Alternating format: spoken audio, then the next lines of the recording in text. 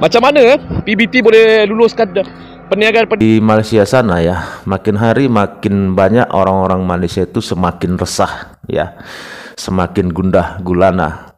Mereka tak kuasa melakukan apapun ya atas apa yang terjadi saat ini di Malaysia ya. Keresahan mereka ini diakibatkan banyaknya orang-orang Bangladesh di Malaysia sana. Dan terutama orang-orang Bangladesh ini bukan hanya bekerja saja ya di Malaysia sana. Mereka sekarang sudah mulai berjualan ya. Ada yang di pinggiran jalan ya.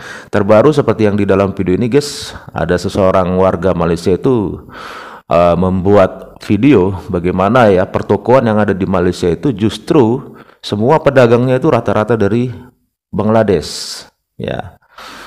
Jadi di dalam video ini orang Malaysia ini resah banget lah pokoknya ya. Orang-orang Bangladesh ini menunjukkan ya bahwa mereka itu adalah bukan orang-orang yang bisa diremehkan. Mereka itu bisa melakukan banyak hal di Malaysia. Keren ya.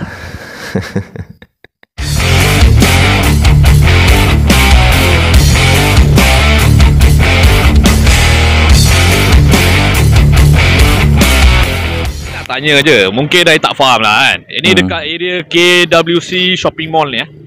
You nampak ni pemborong pakaian. Dalam ni Bangla berniaga lah. Sayur-sayuran. Kedai minimarket lah. Yang ni I tak nak jalan je. Penuh jalan ni. Terus jalan ni.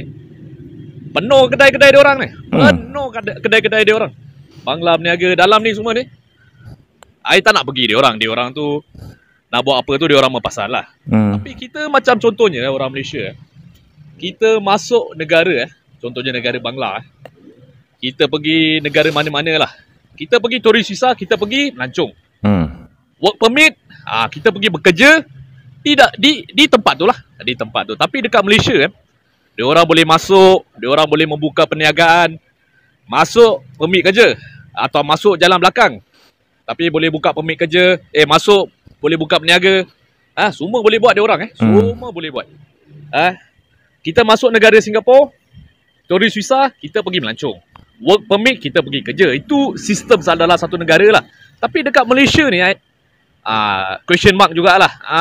Macam mana benda ni boleh terjadi? Tuan tengok dekat sini semua ini semua dah kayu lah. Sama jugalah. Dah kayu. Come on. Semua orang Bangladesh juga. Orang Bangladesh juga yang berniaga. Tengok saja Di pertokoan Dhaka ya guys ya, di Malaysia sana ya.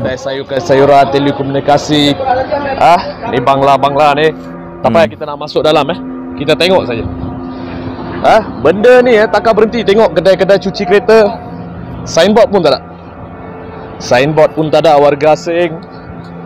Kita pergi saja Kita pergi saja tengok kedai makan. Macam mana PBT boleh luluskan perniagaan-perniagaan ni Lesen tak ada, apa pun tak ada. Signboard tak ada Signboard tak ada. Boleh luluskan. Tengok saja warga asing berniaga. Tengok saja ni warga asing berniaga. Tengok saja. Makin hebat ya guys ya orang-orang Bangladesh ini ya, bisa berjualan di pertokoan kayak gini kan bukan mudah ya. Sewanya sudah berapa kan sewa tokonya kan. Warga asing berniaga kita sebenarnya ini masalah-masalah yang dihadapi dekat Malaysia ni Dekat Malaysia ni ini isu-isu yang kita hadapi lah dekat sini Kalau contohnya kita warga Malaysia kita masuk ke sebuah negara lah. Contohnya kita masuk Singapura kita permit contohnya permit bekerja kita visa construction atau visa kita pergi masuk permit cleaning boleh ke kita pergi Singapura kita pergi buka kedai makan dekat sini? Boleh tak? Semua ni warga negara Bangladesh. Warga negara Bangladesh ada yang tak ada signboard kedai makan. Dalam kedai makan ada kedai runcit Jadi PBT dekat sini gagal, PBT gagal, pihak immigration gagal. Kalau orang Malaysia nak buka berniaga je kita kena ada signboard semua. Boleh tak? Permit bekerja boleh buka perniagaan tak? Tapi dekat Malaysia ni boleh Yang ni merupakan kegagalan kerajaan dahulu dan kerajaan sekarang. Kerajaan Pakatan Harapan pun masih tak berjaya isu Rohingya orang tak boleh selesaikan.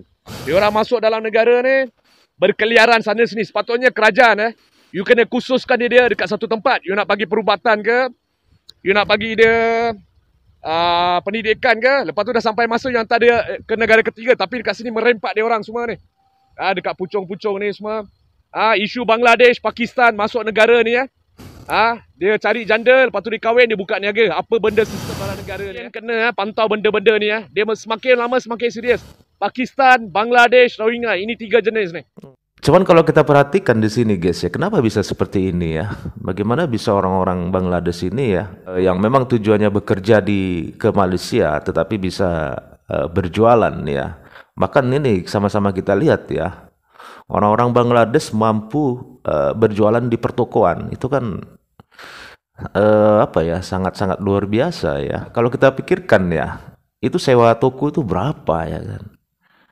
Pasti kan mahal itu. Kayak di daerah saya ini aja ya guys ya. Ini masih kecamatan ya. Sewa toko itu per tahun sudah 30 juta.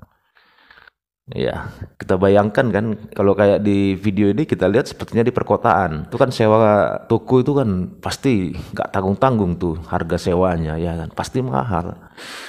Tapi kenapa kita bisa lihat orang-orang Bangladesh ini mampu ya untuk menyewa toko ya sebesar itu. Bayangkan lihat tuh, tokonya besar-besar. Mereka bisa sewa. Pernah kita dengar ya orang-orang Bangladesh mengatakan bahwa suatu saat nanti ya keturunan Bangladesh bisa menjadi Perdana Menteri di Malaysia ya. Bisa jadi guys, bisa jadi. Karena terlihat kan di video ini kan betapa mereka semakin hari semakin menunjukkan kehebatan mereka ya, orang-orang Bangladesh ya. Mereka semakin menunjukkan jati diri orang-orang Bangladesh ya. Keren, keren, keren. Oke guys ya, sampai di sini dulu videonya guys. Kalau menurut teman-teman seperti apa nih? Kasih komentar ya. Dan terima kasih teman-teman sudah menonton. Sampai ketemu lagi di video-video selanjutnya. Tetap semangat, salam sukses buat kita semua.